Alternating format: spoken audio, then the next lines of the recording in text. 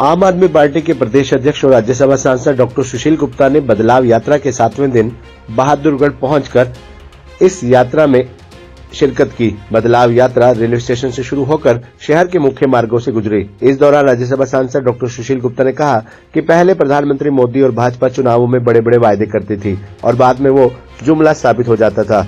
अब इन्होंने केजरीवाल के गारंटी शब्द को चुराया, लेकिन अब वो गारंटी भी चुनावों में जुमला साबित हुआ।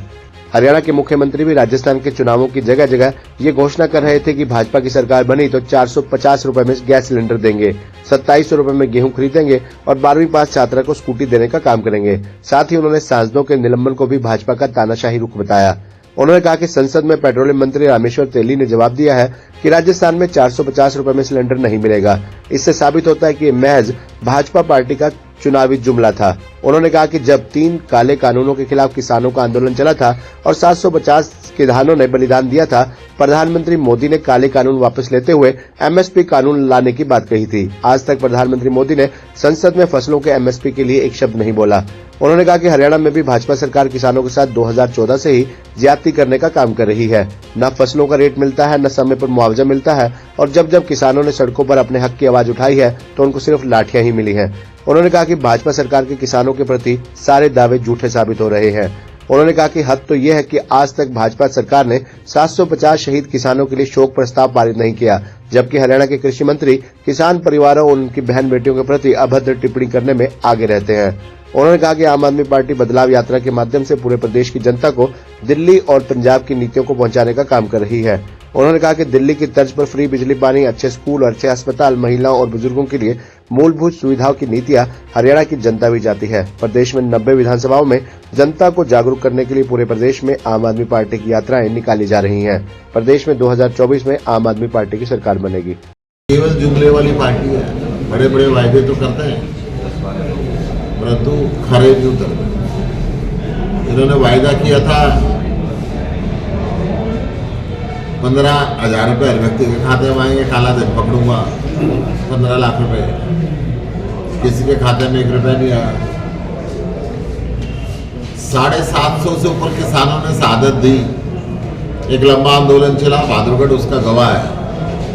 प्रधानमंत्री जी ने तीनों काले कानून वापस लिए लंबे संघर्ष के बाद, ये कह के कि मैं एमएसपी का कानून शीघ्र बनाऊंगा, एमएसपी की गारंटी का कानून, परंतु आज तक संसद में उस बात पर चर्चा नहीं की। अभी राजस्थान का चुनाव हुआ, मोदी साहब की गारंटी के पर्चे खट्टर साहब बांट रहे थे कि 2700 रुपये में गेहूं खरीदेंगे। हमने कहा जी हरियाणा में क्यों नहीं खरीदते? 450 रुपये में गैस का सिलेंडर देंगे। हमने कहा जी हरियाणा में क्यों नहीं देते? यहाँ तो आपकी सरकार है। बच्ची जो 12वीं में अच्छे नंबर से पास होगी उसको स्कूटी देंगे। हमने कहा जी हरियाणा की बेटियों से आपको क्यों नफरत है? अभी 4 दिन पहले रामेश्वर तेली जो पेट्रोलियम मिनिस्टर है, उन्होंने राज्यसभा में जवाब दिया जावेद अली खान के क्वेश्चन में। ये इनकी मोदी जी की गारंटी थी। गारंटी तो इन्होंने अरविंद केजरीवाल से चुरा ली शब्द। परंतु जब जावेद अली खान साहब ने पेट्रोलियम मंत्री से पूछा क्या सरकार हाल ही में राजस्थान में 450 रुपये प्रति सिलेंडर के दर से रसोई गैस प्रदान करने की घोषणा की है, तो उसने कहा नहीं साहब, हमारी कोई योजना नहीं। हमने मतलब इनकी गारंटी झूठी है, इनके वायदे भी झूठे थे, इनकी गारंटी भी झूठी है। ये जो फ्री देने का, सस्ता देने का, ये गारंटी अरविंद केजरीवाल कोई जान पाता है। अरविंद केजरीवाल जो गारंटी देते हैं वो पहले जिन राज्यों में हमारी सरकार है, पंजाब और दिल्ली में, वहां लागू करते हैं, फिर बाकी राज्यों में गारंटी देते हैं। और ये जहाँ पे इनकी सरकार है वहां तो पूरा नहीं करते। जहाँ चुनाव है वहां पे देते हैं और फिर ये कह देते हैं चुनावी जुमला था दिए। आज किसान परेशान है, युवा बेरोजगारी से परेशान है। बेरोजगार युवा नशे की तरफ चल पड़ा, अपराध की दुनिया में चल पड़ा, डिप्रेशन होकर आत्महत्या की तरफ चल पड़ा है। शिक्षा विभाग का बहुत बुरा हाल है। 1550 स्कूलों में टॉयलेट नहीं है, जिसमें से 500 से ऊपर लड़कियों के स्कूल है। 500 से ऊपर स्कूलों में बिजली के कनेक्शन नहीं है। 8,240 स्कूलों में क्लासरूमों की कमी है। ये बात मैं नहीं कह रहा हूं, ये हरियाणा सरकार ने हाईकोर्ट में एफिडेविट दिया है। 71,000 टीचर्स की कमी है। हर डिपार्टमेंट आज कहीं ना कहीं परेशान है। सब्जी मंडी वाले हड़ताल पे गए हुए हैं, डॉक्टर हड़ताल पे हैं, नर्स हड़ताल पे हैं, पहले क्लर्क हड़ताल पे बैठे रहे। लगातार कानून व्यवस्था हरियाणा की खराब होती जा रही है। इस बदलाव यात्रा के तहत हम ये संदेश देना चाहते हैं कि दिल्ली और पंजाब में जो सुविधाएं मिल रही है, सुविधाएं देने के बाद भी, फ्री देने के बाद भी, बिजली फ्री, पानी फ्री, महिलाओं को बस यात्रा फ्री, बुजुर्गों को तीर्थ यात्रा फ्री, उसके बाद भी 8,200 करोड़ रुपए साल के प्रॉफिट का बजट है हमारा।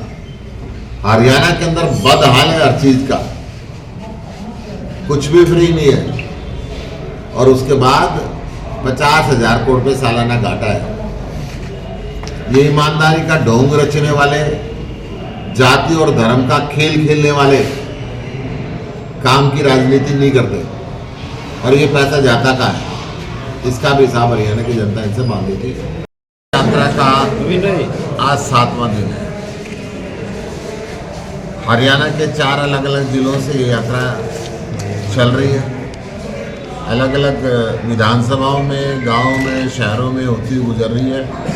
जनता का अपार समर्थन, कोई फूल बरसा के, कोई माला पहना के, कोई मिठाई खिला के, कोई नाच के, गाना गा के, अलग अलग तरीके से जनता का अपार समर्थन इस यात्रा को मिल रहा है। आज बहादुरगढ़ के अंदर पहुंची है। बहादुरगढ़ के अंदर भी काफ़ी लोगों से मैं मिला हूं। कल रात्रि आके यहाँ पे रुके थे, तो लोगों का रुझान बहुत पॉजिटिव है। अभी हरियाणा की जो दुर्दशा है हर क्षेत्र के अंदर है, परंतु मैं हेल्थ के सेक्टर की बात करना चाहूँगा। हरियाणा में अच्छे हॉस्पिटल, सरकारी हॉस्पिटलों की भारी कमी है, डिस्पेंसरीज की भारी कमी है। लगातार सरकार वायदे तो करती है, घोषणा भी करती है, परंतु धरातल पे कुछ हो नहीं पाता। सरकारी हॉस्पिटल बिल्कुल जर्जर कंडीशन के अंदर है। कल मैं गुड़गांव में था, पिछले 5 साल से सिविल हॉस्पिटल टूट ही रहा है, बनना कब शुरू होगा पता नहीं। लाखों की मशीन कबाड़ बन गई है, मशीनों का इस्तेमाल हो नहीं रहा।